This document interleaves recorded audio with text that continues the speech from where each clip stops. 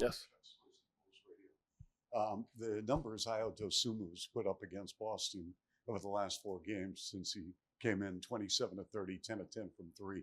What have you seen out of him when you see him on tape, and why has he been so successful against your club? I mean, I think he just plays with a lot of confidence. He makes the right play, runs out in transition, pushes the pace for his team. So, anytime you got a guy that fits into a system and plays hard and makes the right play, is going to be a chance to be successful. And, we know, the impact he brings to the team.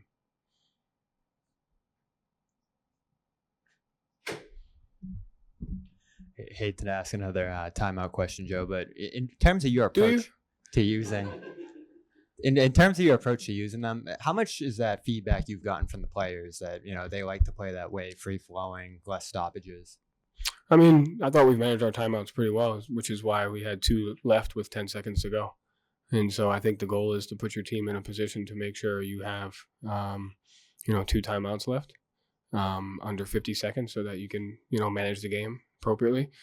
The times before that, I understand the timeouts, but we're getting great looks and we're playing good offense the majority of the time. And we have to continue to guard at that level. And so we used one at the 6-minute mark of the Cleveland game. And, it was a 6-point game. They cut it to 4 and we called one. And so I think it's just a matter of learning the game and learning our team and learning each other. I know you talked about the reports that Ime is going to be taking over Brooklyn. Has that changed kind of your position on the team at all? Have you kind of had any discussions with the team about, removing interim tag, your future kind of in Boston? No, still the interim.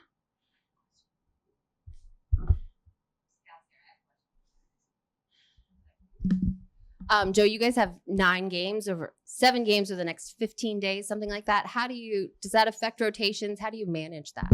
I mean, do whatever you got to do to win. There'll be nights where you have to try to rely on your bench, which is why I think it's important we play the way we do, especially with our second unit. And then anytime you can find guys opportunities to get an extra minute or 2, I think you do that. But just listening to the guys, seeing how they feel, how they are, and then doing whatever you have to do to win the game at that time. So you got to have a short-term approach and a long-term approach. I have one more, or Scal takes the mic away. Jason Tatum, that last game, the way that he was impacting, all areas and coming through, especially at the end of regulation and stuff, is that the most impactful, well-rounded game that you've seen from him? And what kind of development have you seen from him in that area? Definitely not the most impactful game. I think he's done it a lot. I thought the best thing, why we were the best team defense last year, was all of our guys took pride in individual defense, and I think we're gaining that identity back. We're number 1 in defense, by the way, last 2 games. No one's asked about that.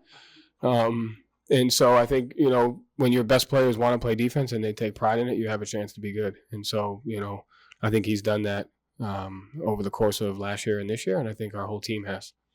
Number 1 in defense, number 1 in 2-point field goal percentage defense, number 2 in free throw rate. Where would you like to see Al Horford at per game minute-wise?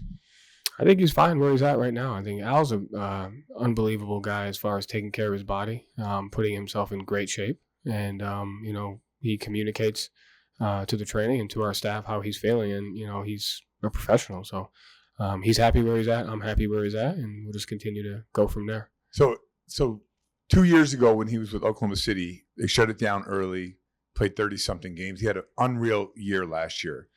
Is it unrealistic for us to think that he could do the same thing after the long season you guys had last year, playing into deep June? The way he trains and takes care of himself, I don't think it's unrealistic. Gotcha. Yeah. Joe, on Horford, will he play tomorrow? Is he planning to play tomorrow? Yes. Okay. Yep. That's the plan. We'll see how it goes. Yeah. Developing your own style.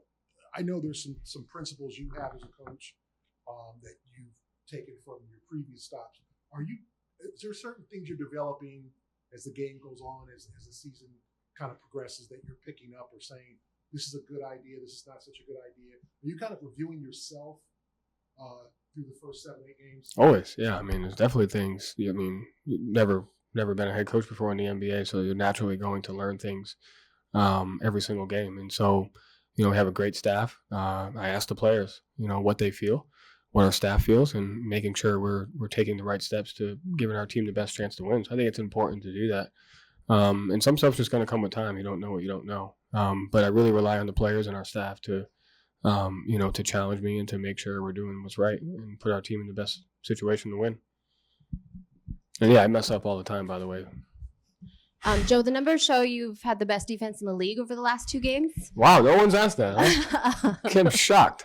It was always about how bad our defense was. I know, right? And we can still be better. Listen, defense is something that comes with time. And I've said it before and I'll say it again. It's not an effort issue. Our guys play really, really hard and they want to win. And it's a matter of just reestablishing habits, reestablishing standards. And we have moments of where we're not great defensively, where we let go of the rope a little bit. But I love the steps that we've taken over the last 2-3 games on our defense. Small sample size, but no adjustments, or is it like what is different? Nothing. No. Yeah.